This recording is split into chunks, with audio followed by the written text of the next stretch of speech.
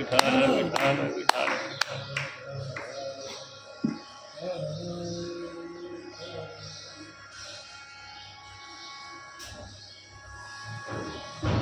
संतुष्ट सततम योगी यतात्मा दृढ निश्चयः मय्यार्पित मनोबुद्धि यो मद्भक्त समे प्रियः. भगवंत अर्जुनाला उपदेश करतायत की हे अर्जुना, तो भक्त कसा आहे की तो संतुष्ट असतो.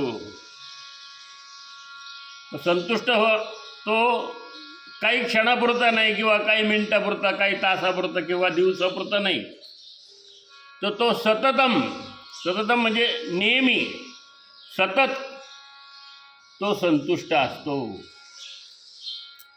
तो असंतुष्ट होत नाही.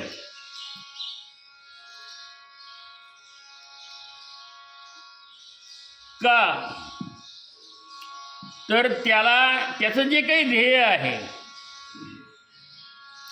ते ध्येय एकच असतं की भगवंताशी एकरूप होणं, भगवंताचं चिंतन करणं, भगवंताचं नामस्मरण करणं.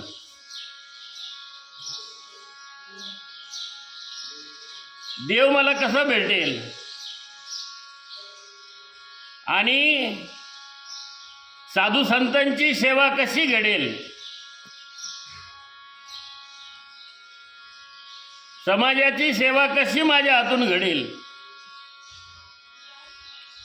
सर्वांच्या मध्ये मला भगवंताचं स्वरूप एकरूपतेने कसं पाहता येईल. पशु पक्षी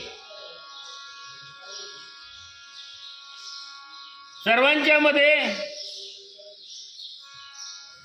ते एकरूप मला दिसलं पाहिजे भगवंताचं. आणि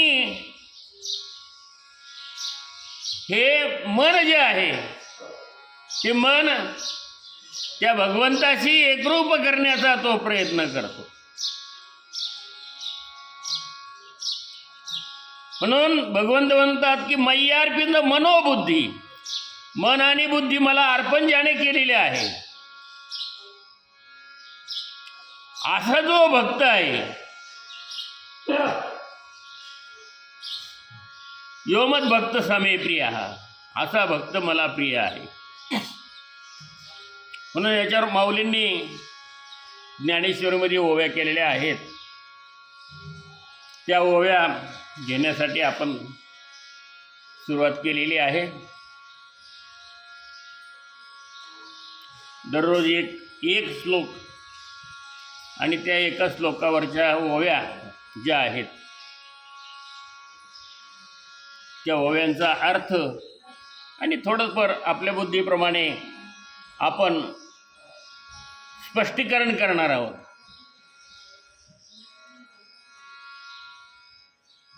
इथं माऊली म्हणतात, वर्षे वीण सागरू जैसा जळे नित्य निर्भरू तैसा निरुपचारू संतोषी जो.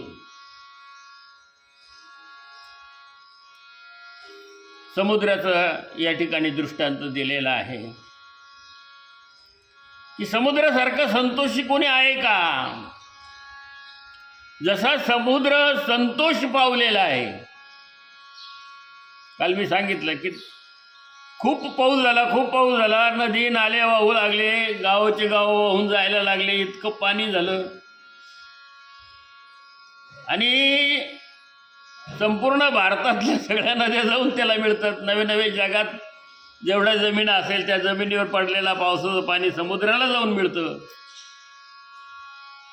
मग तो समुद्र कधी फुगला का, कधी त्याचं पाणी बाहेर आलं का नाही.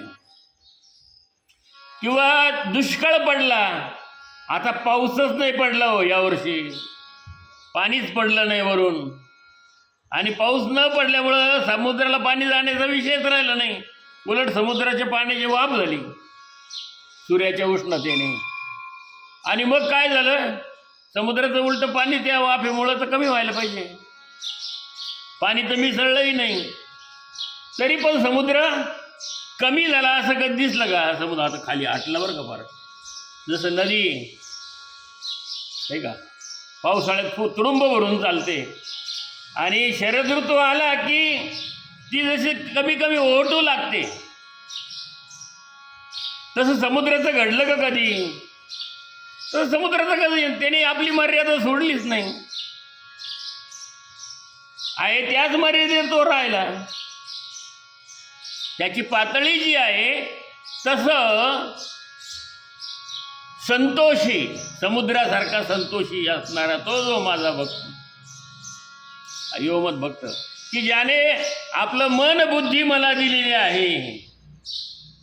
मन आणि बुद्धी एकदा भगवंताला दिली की मग तिथं कशाला विचारायला पाहिजे. पण जोपर्यंत ती त्याच्यापर्यंत जात नाही, त्याच्याशी एकरूप होत नाही, तोपर्यंत समता येत नाही. म्हणून वाहनी आपुली आण धरी जो अंतःकरण निश्चया साचपण जयाचे निश्चय केलेला असतो त्याने एक, आणि त्या निश्चयाच्या बळाने त्या निश्चयाला खरं पण येतं, साच पण येतं. निश्चय काय आहे? आपुला तो एक देव करुणी घ्यावा, त्याच्याशिवाय जीवाला सुख नाही, हा त्याने निश्चय केला. आणि भगवंताने सुद्धा भगवद्गीतेमध्ये तेच सांगितलंय, सर्व धर्मान परित्यज्य मामेकम शरणम व्रजः. सगळ्या गोष्टींचा त्याग कर आणि फक्त मला एकट्यालाच भज. म्हणजे सर्व धर्मानं म्हणजे काय? कर्म, सगळे कर्म सोडून दे, नाही का? बाकीचे तुझं जे कर्म आहे ते करत राहा आणि मला एकट्याला काय कर, तर मला एकट्यालाच भज. एक नाम केशव, एकट्या भगवंताचं नामस्मरण कर, एकट्या भगवंताचं चिंतन कर.